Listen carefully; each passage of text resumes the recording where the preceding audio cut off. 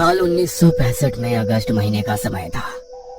चारों ओर बोल बम के जयकारे सुनाई दे रहे थे। एक तरफ शिवालय भक्तों से लबालब भरे थे, तो दूसरी ओर सावन की रिमझिम फुहारों ने मौसम में शीतलता भर दी थी। उस रोज पूरे दिन जोरदार बरसात हुई थी। आसमान अभी भी काले बादलों से घिरा था, क्योंकि ऐसे मौसम में धान रोपने का सबसे उपयुक्त समय होता है। ऐसा सोचकर नवल सांझ के 4 बजे जब बरसात धीमी पड़ी तो खेतों की ओर निकल गया। इस वक्त कहाँ जा रहे हो? थोड़ी देर में अंधेरा घिर आएगा। अब छोड़ो भी, कल देखेंगे। अरे मैं लालटेन लिए जा रहा हूँ। 4-5 घंटे धान रोपूंगा, उसके बाद वहीं खटिया लगाकर सो जाऊंगा। अरे पूस की कुटिया में कहाँ बरसात में रात बिताएंगे आप? छोड़िए ना। अच्छा तू फिक्र ना कर, मैं देखूंगा। अगर बरसात हुई तो लौट आऊंगा।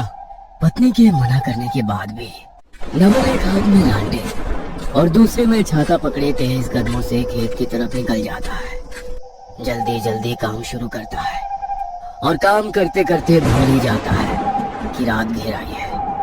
आसमान में अभी भी बादल थे, रह रहकर बिजली कड़क रही थी, लेकिन बारिश नहीं थी। थकान मिटाने को नवल अपनी खटिया कुटिया के बाहर डालकर थोड़ी देर सुस्ताने लगता है।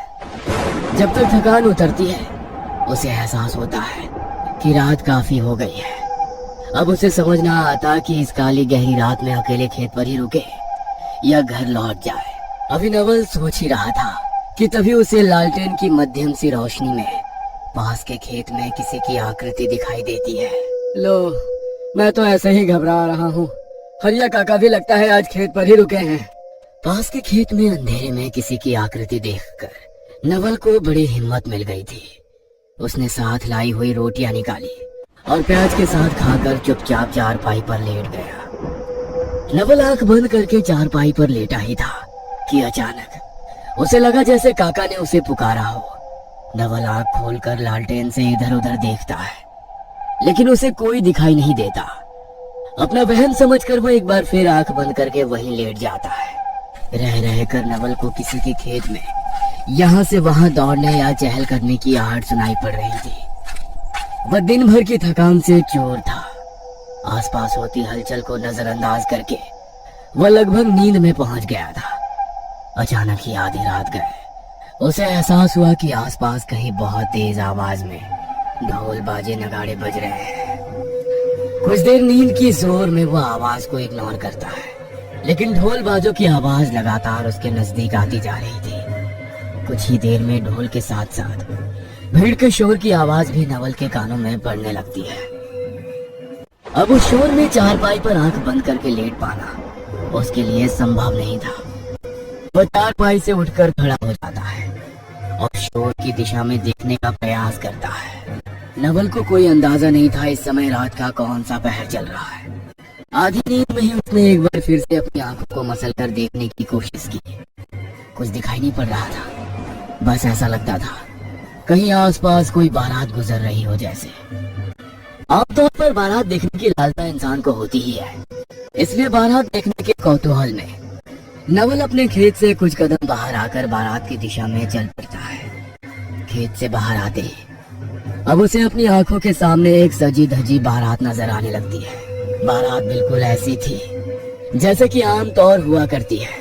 हुड़दंग था, जोरदार नाच हो रहा था और सज धज कर तकरीबन 25-40 लोग ढोल बाजों के साथ बढ़े चले जा रहे थे। अरे किसकी बारात है ये? आज तो गांव में किसी का ब्याह नहीं है, किसी और गांव से भटक कर तो यहाँ नहीं आ गई। नवल के मन में प्रश्न आया तो पूछने के लिए वो बारात की ओर बढ़ गया। अरे भैया, किसके यहाँ की बारात है? नवल के सवाल के जवाब में सामने नाच रहा आदमी अचानक से रुक जाता है और थोड़ा गंभीर होकर एक नजर ऊपर से नीचे तक उसकी ओर देखता है। अरे पड़ोस के गांव चिपियाना से आ रहे हैं, मंगेश की बारात है, रमेश की लड़की के साथ। अब आ गए हो तो चलो भैया, साथ में तुम भी झूम लो। अरे नहीं भैया, हम ठीक है, बस खेत में लेटे थे, आवाज सुनी तो देखने चले आए। नवल के मना करने पर भी हुड़दंग के मूड में नाच रहे लड़कों ने उसे अपने साथ घसीट लिया। अरे हम तो कहते हैं साथ ही चलो, जोरदार दावत मिलेगी, बहुत बढ़िया इंतजाम किया है बारात के लिए। अरे याद रखोगे, ऐसा ब्याह दूसरा देखने को ना मिलेगा। हाँ चलो। बारातियों के जिद करने पर नवल भी उनके साथ हो लेता है। चारों ओर गहरा अंधेरा था। उसी अंधेरे में कड़कड़ाती बिजली की चमक में उसने देखा बारात के सबसे आगे एक लड़का घोड़ी पर चढ़ा बैठा है। घोड़ी पर सवार युवक का चेहरा नवल को नजर नहीं आ रहा था। बेगानी शादी में बिन बुलाए उन अनजान लोगों के कहने पर पता नहीं क्यों नवल जाने को भी तैयार हो गया था। बाराती नवल को भी ढोल की थाप पर जमकर नचा रहे थे। बाकी बारातियों की तरह गेंदे के फूलों की एक माला भी उन्होंने नवल के गले में डाली और बारात आगे बढ़ निकली। बारात आगे बढ़ती ही जा रही थी। नाचते नाचते नवल बेसुध हो गया था, लेकिन जाने क्यों अभी भी नाचता ही जा रहा था। पता नहीं कितने घंटों तक वो बारात के साथ नाचता रहा। गांव कितनी दूर छूट गया इसका भी उसे कोई अंदाजा नहीं था। अचानक ही एक जगह जाकर बारात ठहर गई। एक बड़ा सा पेड़ था जिसके नीचे एक लड़की बैठी हुई थी जिसे औरतें सजा रही थी। भाई आओ, कुछ खा लो, कुछ देर में ब्याह का कार्यक्रम होगा। बहुत जोरों की भूख लगी है, आज तो जमकर खाऊंगा मैं। हाँ। बाराती की बात सुनकर नवल सामने लगे खाने के पंडाल की ओर जाकर थाली भरकर भोजन परोस लेता है। भोजन करने बैठता है कि अचानक उसे लघु शंका महसूस होने लगती है। पहले हल्का होकर आता हूँ, फिर भरपेट खाऊंगा।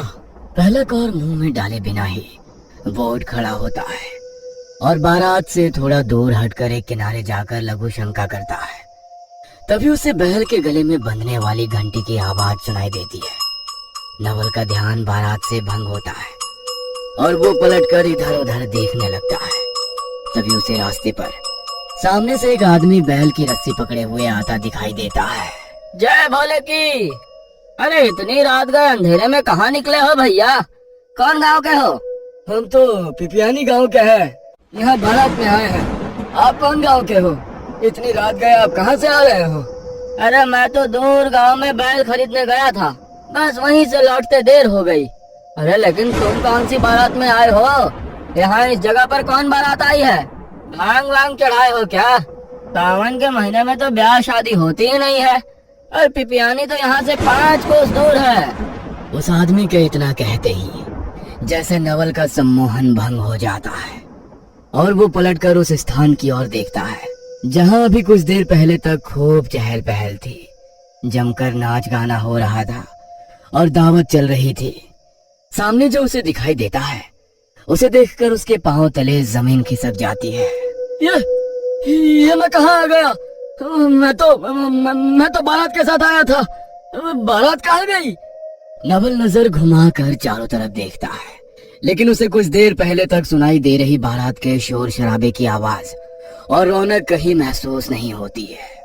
अचानक ही उसकी नजर उस बड़े से पेड़ की ओर जाती है जहाँ पर औरतें एक दुल्हन को घेर कर बैठी थी। पेड़ की ओर देखकर जैसे उसके रोंगटे खड़े हो जाते हैं। पेड़ के आसपास कोई दुल्हन नहीं बल्कि सफेद कपड़े पहने कुछ औरतें खड़ी हुई थी जो शायद उसकी ओर ही देख रही थी। सुंदर कपड़ों में सजे बाराती भयानक शक्ल और कटे फटे शरीर वाले प्रेत बन चुके थे। घोड़ी पर बैठा हुआ दुल्हा कोई और नहीं बल्कि सरकटा प्रेत था। नवल के पूरे शरीर में झुरझुरी दौड़ गई थी और उसके पैर सुन्न पड़ने लगे थे। एक पल में जैसे उसके शरीर की पूरी ताकत ही खत्म हो गई थी। उसके सामने ढेरों भयानक भूत और प्रेत खड़े थे, लेकिन उसके शरीर में इतनी ताकत नहीं थी कि वहां से भाग सके। क्या हुआ भैया? अरे किस चक्कर में पड़ गए आप? कोई बारात नहीं है यहाँ पर, आप शमशान के बाहर खड़े हो, चलो यहाँ से। नवल उंगली का इशारा करके उस पेड़ की ओर देखने को कहता है। पेड़ पर उसे भयानक प्रेत उल्टे लटके हुए नजर आ रहे थे। अरे भैया कुछ नहीं है उधर, मैं कहता हूँ चलिए आप यहाँ से। अच्छा आप मेरी बैल का रस्सी पकड़िए और अपने इष्ट को याद करिए, भोले बाबा सबको पार लगाएंगे। भोले बाबा का नाम सुनते ही जैसे नवल की तंद्रा भंग हो जाती है और वो साथ चल रहे बैल को देखकर प्रणाम करता है। जय हो नंदी बाबा। बाबा मेरा संदेश भोले बाबा तक पहुंचा दो, मुझे इस मुसीबत से बाहर निकालो। पता नहीं क्या हो गया था मुझे, आज तो मैं शायद जिंदा घर ना लौटता अगर आप समय पर ना आए होते। भोले बाबा सबकी मदद करते हैं, उनकी दृष्टि सबके ऊपर रहती है, घबराओ नहीं। चलो मैं तुम्हें पिपियानी पार करा देता हूँ। नवल देखता है कि कुछ काले साए और प्रेत उसके पीछे पीछे चल रहे हैं। तभी नवल के कानों में एक दोहरी सी आवाज गूंजती है। लगता है इसने वो खाया नहीं, एक बार बस ये मुंह में लगा लेता तो आज इसे जाने ना देता। नवल को अब और कुछ भी नहीं सूझ रहा था। उन आवाजों पर ध्यान दिए बगैर वो बस ओम नमः शिवाय बोलता हुआ आगे बढ़ता जाता है। कुछ दूर तक पीछा करने के बाद वो प्रेत और काले साए गायब हो जाते हैं। जिस समय वो पिपियानी गांव के किनारे पहुंचा, सुबह के 4 बजने को थे। जाओ, तुम्हारी बला कट गई। ब्रह्म मुहूर्त का समय हो गया है। अब प्रेतों का समय काल खत्म हुआ। सुरक्षित अपने घर पहुंच जाओ। और हाँ, भगवान भोले का शुक्रिया करना मत भूलना। बोल बम। इतना कहकर वो आदमी अपने रास्ते निकल जाता है और नवल बेसुध होकर वहां से सीधा अपने घर के लिए दौड़ लगा देता है। आधे घंटे के बाद जब वो अपने घर के दरवाजे पर पहुंचता है तो बुरी तरह कांपते हुए जोर जोर से घर का दरवाजा पीटने लगता है। इतनी सुबह यूं दरवाजे पर दस्तक सुनकर घबराकर उसकी पत्नी दरवाजा खोल देती है। सामने देखती है कि उसका पति दरवाजे पर खड़ा हुआ है, जिसके कपड़े पर एक भी बूंद पानी नहीं है, जबकि बाहर जोरों की बरसात हो रही थी। आप इतनी सवेरे सवेरे क्या हुआ जी? इतने घबराए हुए क्यों लग रहे हैं? और बाहर तो इतना पानी बरस रहा है, लेकिन आपके कपड़े तो सूखे हुए दिखाई दे रहे हैं। आप बाहर से नहीं आए हैं क्या? इस एक रात में नवल ने इतना कुछ देख लिया था कि अब पत्नी के किसी भी सवाल का उत्तर देने की क्षमता उसके अंदर नहीं बची थी। किसी तरह लड़खड़ाते हुए वो 2 कदम घर के अंदर रखता है और गिरकर बेहोश हो जाता है। पति की ऐसी हालत देखकर नवल की पत्नी किशोरी बहुत घबरा जाती है और दौड़कर पड़ोस वाले काका को बुला लेती है। जैसे ही खबर मिलती है, गांव के कई सारे लोग नवल के दरवाजे पर इकट्ठा हो जाते हैं। किसी तरह पानी छिड़ककर हाथ पैर मलने के बाद आधे घंटे में उसे होश आता है और फिर वो पिछली रात हुई सारी आप बीती सुनाने लगता है। अरे तुमको किसने कहा कि कल हम रात में खेत पर सोए थे? हम तो पूरी रात अपने घर में सोए हैं। और हम तो क्या, इतनी बरसात में कोई गांव का आदमी खेत पर नहीं गया। कुछ तो दिमाग लगाओ। सावन के महीने में कौन सा ब्याह होता है? और जिस रमेश की लड़की की तुम बात कर रहे हो ना, उसको मरे हुए 3 दिन हो गए हैं। तुम क्या जानते नहीं हो, मरे हुए आदमी का ब्याह हुआ करता है क्या? काका की बातें सुनकर तो नवल का शरीर एक बार फिर से सुन्न पड़ने लगा था। एक बात बताओ, उस आदमी का नाम नहीं पूछे जो तुमको उस प्रेत बारात से बचा कर लाया? कौन था? कौन गांव का था?